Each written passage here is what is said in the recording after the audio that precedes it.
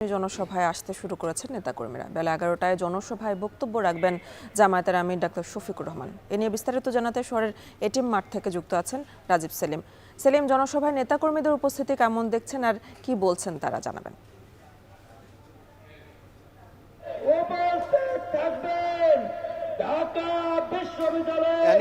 এখানে বাংলাদেশ জামায়াতে ইসলামের আমির ডাক্তার শফিকুর রহমান ঠিক 11টা নাগাদ এখানে আসবেন।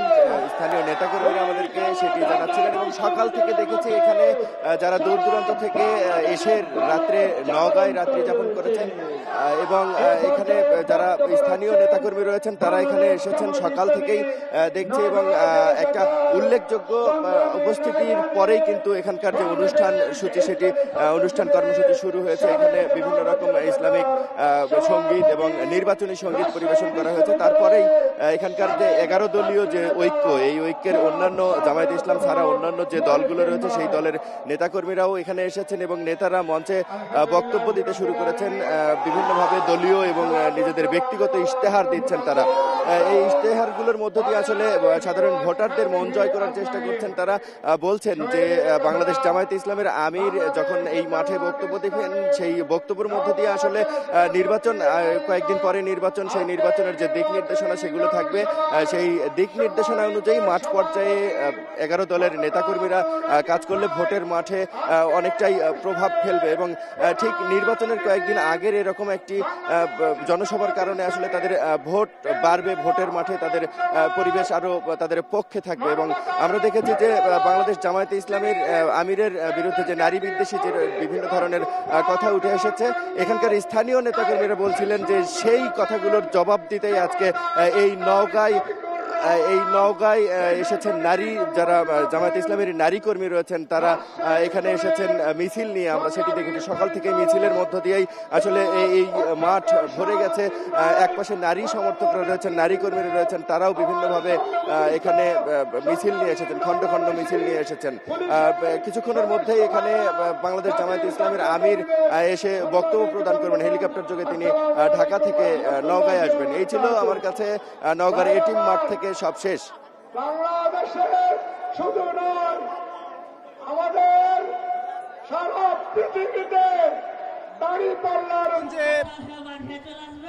এই মুহূর্তে চাঁপাইনবাবগঞ্জে এই মুহূর্তে দেখা যাচ্ছে জামাত ইসলামীর নেতাকর্মীদের অসংখ্য মানুষ এখানে উপস্থিত হয়েছেন। এই চাঁপাইনবাবগঞ্জ সরকারি কলেজ মাঠে আমরা দেখতে পাচ্ছি এখানে মূলত আজ 12টার দিকে জামাত ইসলামীর আমির এখানে উপস্থিত হবেন, কিন্তু ফজরের পর থেকে এই যে নেতাকর্মীরা এখানে এসে উপস্থিত হয়েছেন এই মুহূর্তে এখানে গম্ভীরা অনুষ্ঠান হচ্ছে।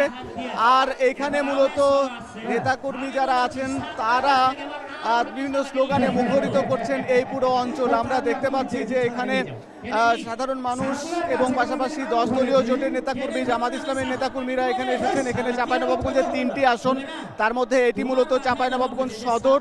এই চাঁপাইনবাবগঞ্জ সদরের যিনি জামাতের প্রতিনিধিত্ব করবেন, দাঁড়িপাল্লার প্রতীকে নির্বাচন করবেন নুরুল ইসলাম বুলবুল, তিনি ঢাকা মহানগরী দক্ষিণ জামাতের আমির।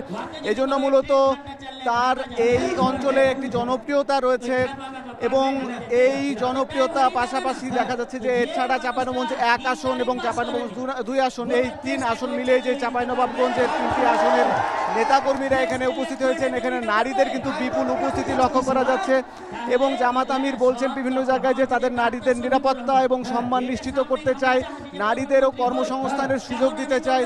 এই বিষয়গুলো কিন্তু নারীদেরকে আকৃষ্ট করেছে এবং এখানেও কিন্তু নারীদের যে ব্যাপক তাদের যে জনপ্রিয়তা রয়েছে, তারা মানুষের কাছে গিয়ে যে ভোট চাইবেন, জামাত আমির যে নির্দেশনা দিবেন সেই নির্দেশনা নিয়েই কিন্তু তারা ফিরে যাবেন এবং তারা এই জামাতের যে প্রতিনিধি তাকে জয় করার জন্য তাদের যে প্রচেষ্টা, এই যে কিছু নির্দেশনা দেবেন জামাত আমির। বিশেষ করে জামাত আমির বিভিন্ন জায়গায় বলছেন তারা ইনসাফ ভিত্তিক সমাজ করতে চান এবং ঐক্যবদ্ধ বাংলাদেশ, যেখানে দুর্নীতিমুক্ত, চাঁদাবাজ মুক্ত এবং এখানে যে বেকারদের কর্মসংস্থানের সুযোগ করে দেবেন, এছাড়া কৃষকদেরকে যে ধরনের তারা সুযোগ সুবিধা দিয়ে নেবেন, এই বিষয়গুলো জামাত আমির বিভিন্ন জায়গায় বলছেন। জামাতেরও কিন্তু এরকম বক্তব্য।